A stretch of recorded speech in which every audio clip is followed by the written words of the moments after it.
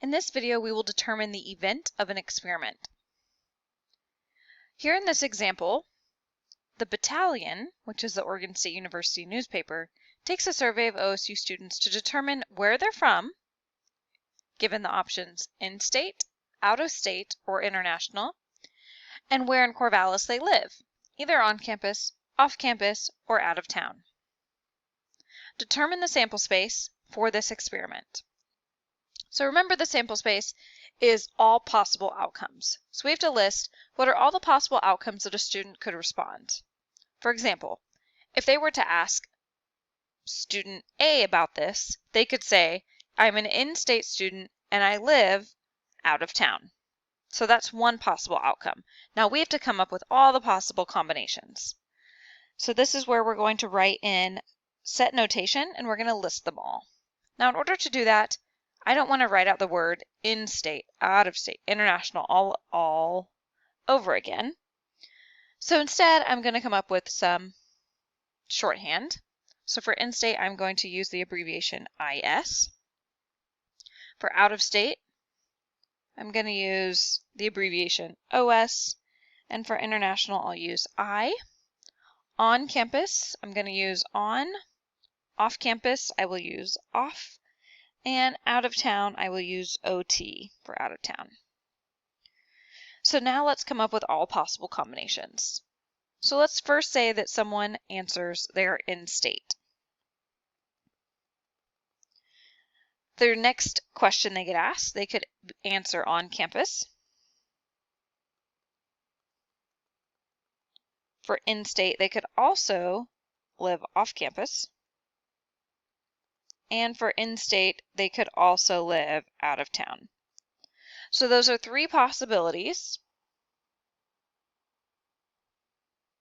for just in-state. I recommend you pause the video and play it to finish the problem or to see if your answers are correct. Here's the sample space I came up with. There are 3 outcomes for in-state, 3 outcomes for out-of-state, and 3 outcomes for international. So that's kind of how I organized my thoughts. So those are all the possible outcomes. Now let's move on to determining events.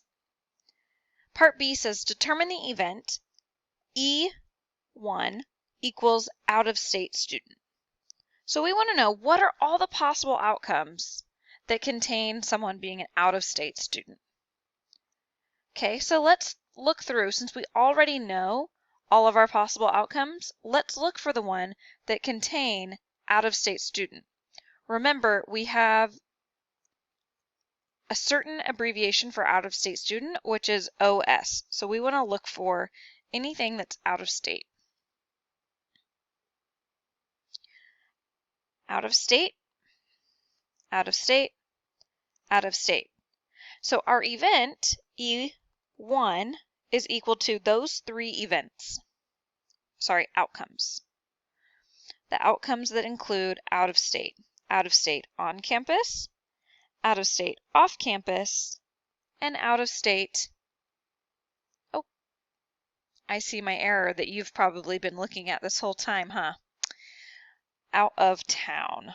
So that should be an out of town right there, huh? I'll just change that. There you go. Sorry about that.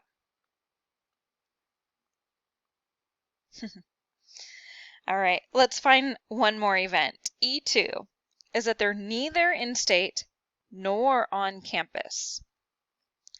Everything else works. We want in our event. Not in-state, not on campus. So let's go through and mark those out. So not in-state. So not that one, not that one, not that one. Not on campus. Not that one, and not that one.